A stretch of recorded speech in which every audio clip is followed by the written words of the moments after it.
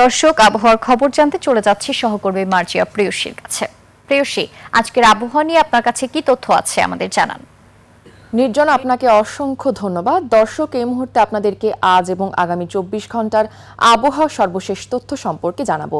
আজ 23 এপ্রিল 2026 তারিখ বৃহস্পতিবার।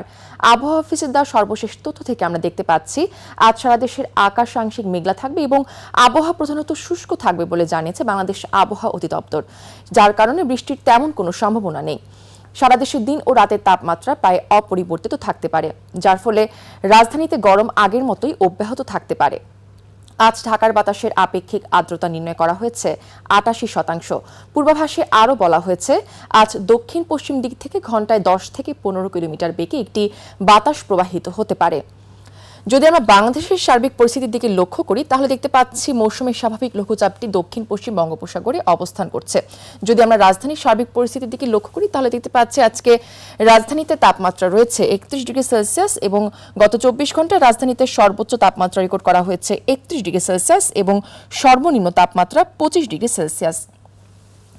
রাজশাহীতে তাপমাত্রা রয়েছে 30 ডিগ্রি সেলসিয়াস, রংপুরে 27 ডিগ্রি সেলসিয়াস, ময়মনসিংহে 28 ডিগ্রি সেলসিয়াস, সিলেটে 28 ডিগ্রি সেলসিয়াস, খুলনায় 30 ডিগ্রি সেলসিয়াস, চট্টগ্রামে 30 ডিগ্রি সেলসিয়াস। গত 24 ঘন্টায় খুলনায় সর্বোচ্চ তাপমাত্রা রেকর্ড করা হয়েছে 31 ডিগ্রি সেলসিয়াস এবং সর্বনিম্ন তাপমাত্রা 26 ডিগ্রি সেলসিয়াস। আজ সূর্যোদয় হয়েছে ভোর 5:31 এবং আজ সূর্যাস্ত হবে সন্ধ্যা 6:23।